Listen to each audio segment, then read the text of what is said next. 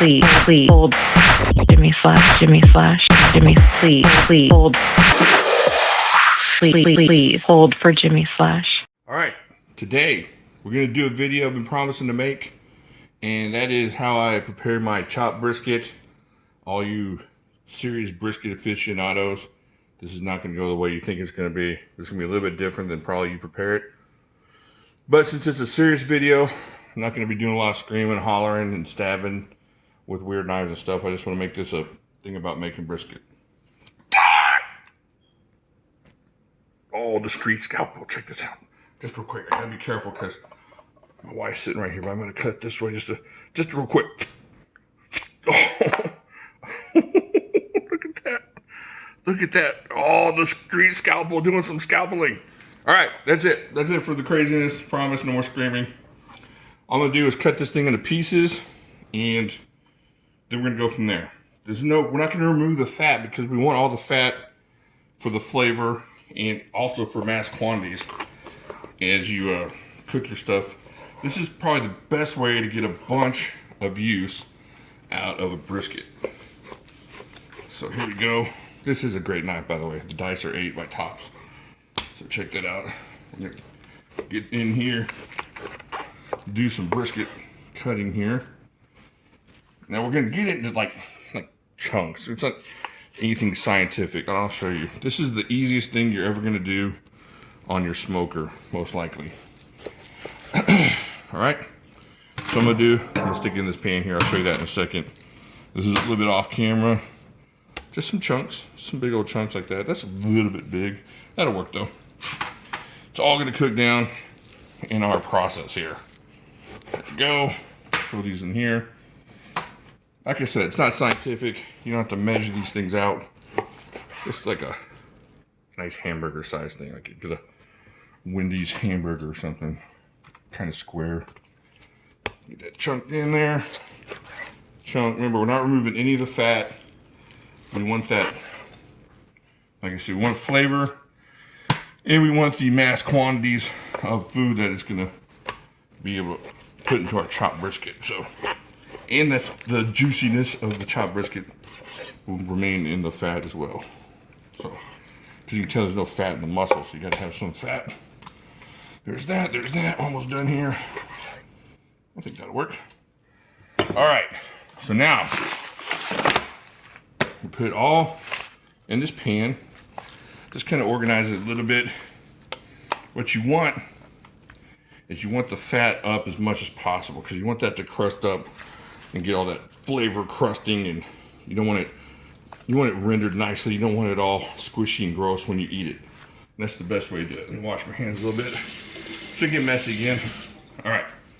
First thing you do, get you some mustard, and just mustard the heck out of this thing. Just mustard, lots of mustard, much mustard. That's the mustard, I promise. There we go. Keep going here. All right. Just mustard. Tons of mustard. All right. So we got the mustard. Then get you some brisket rub.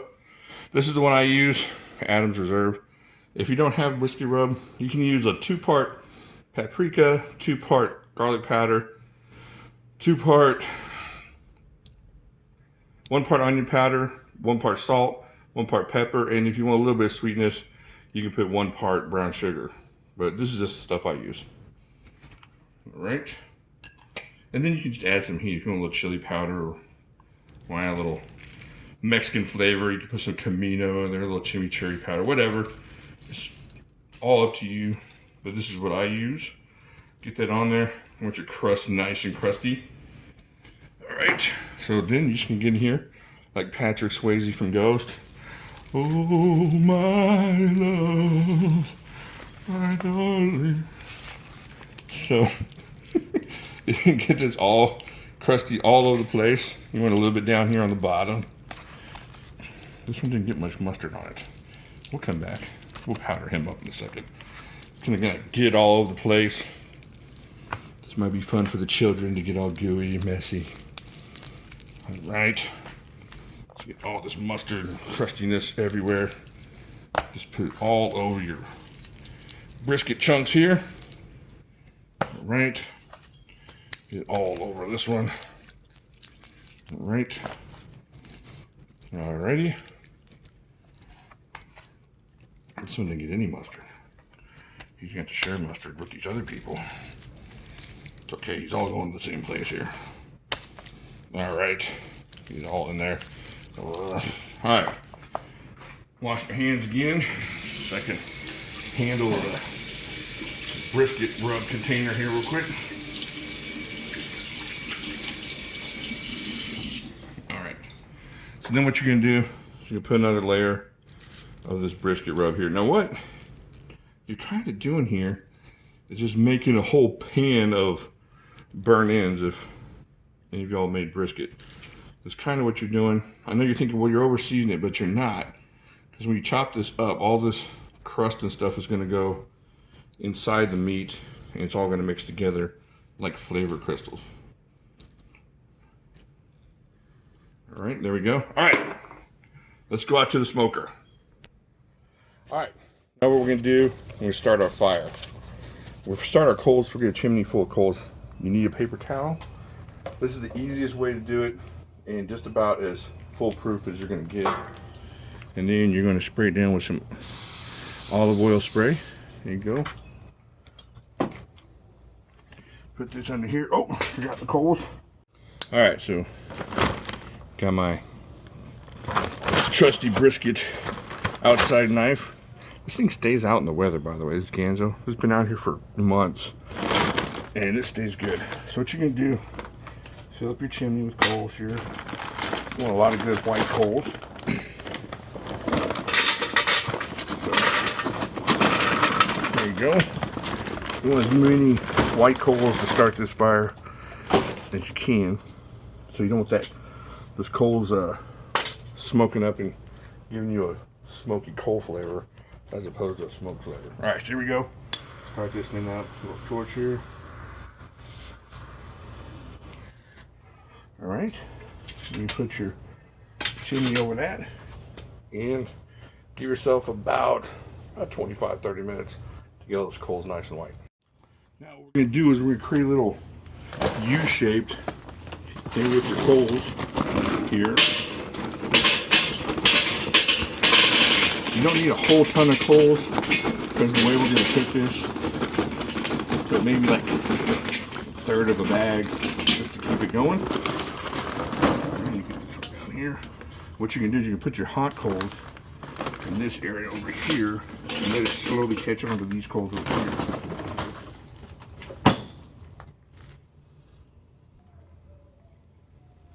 Alright, so what we're going to do now, I got a little bit of cherry wood. I didn't have as much as I thought I would on the wood part. That's going to fall all the way through. So we're going to create an issue here. So I create a little plate for the coals to sit upon here. I don't have big chunks right now. There you go. That'll work. So what you do, you're going to get a lot of initial smoke out of these chips, and you're going to really smoke that meat. And if you're going to use it as sliced brisket, it may just be a little bit too smoky on that meat, but once again, you're going to be chopping this up, and it's going to turn out perfect. I promise you. And now we're going to get the brisket. Okay, what we're going to do, we're going to put the white coals here on the chips for the smoke without burning our face off. All right, see, there's some good, nice white coals here. Check that out. Now, what you might want to do, throw a couple little extra ones on top just in case your chips felt the grate. This is not the best idea. Alrighty. Put the meat here on the grill. Hold on, make sure it doesn't fall apart here. There we go. Stabilized. Put that on here. Now, with normal brisket, what you might want to do is preheat this thing to 250 or whatever you're going to get to. I don't preheat mine. This gives extra smoke, extra time. It's all going to make sense at the end, I promise. Don't worry about preheating. throw that bad boy on there. Trust me on this. And then just sit there and wait. We'll come back out here in a little bit, check the temperature, see where we're at. Right now we got everything open. I want that thing to heat up quickly and start the smoking. Alright, so it's been keeping a good 250, 275 temperature for the last 4.5 hours or so. So what we're going to do, we're going to go ahead and yank it off of here and take it inside. Alright, so what we're going to do now is we're going to take a little bit extra rub and just give us some more flavor crystals here. Again, it seems a little excessive maybe, but remember, you're chopping all this up, so you want all that flavor mixed through. This isn't a one bite. This is more like making the whole thing into a burnt in kind of thing, and then it chops up deliciously, trust me. So you got all this extra rub on here.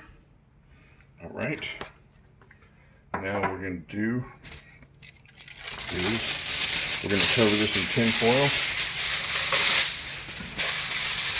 Make sure it's nice and cooked. What I've done is I've preheated my oven to 350. Now remember, this isn't hardcore competition. This isn't a hardcore competition smoking, and this is just good food, good to eat, lots of good stuff for your family, and you want to make this brisket go as far as you can, and this is the way to do it. You end up making brisket sandwiches and tacos and chili and all kinds of awesome stuff with this. All right, now we'll just stick it in the oven and we'll leave that in there for like 4.5, something like 5 hours. Did I say 350? Let's cut it down to about 300 for right now. All right, so this brisket's been cooking for about 4 hours, right around 300 degrees. So we're gonna pull it out and see what it looks like. Ooh, nice and steamy. Okay, so I'm gonna unwrap this here, take some of this tin foil off, see if I can do this one-handed, kind of steam burning myself. Now remember, this isn't a normal sliced brisket, so don't get crazy. Super hot. This is gonna be good flavor, mass quantities, and there you go. Oh my gosh. Oh, no. We should be able to take this fork here and just twist it around in whichever piece of meat we go to. Oh yeah, look at that. All right, I'm gonna chop some up and see what it tastes like. All right, so let's just chop into this a little bit here. Oh my gosh. Oh, so this is what you're gonna be doing with this. Just get it all chopped up, getting all that fat mixed in there. Let's get a little piece of this here. Oh, it's really hot. Let's check this out here.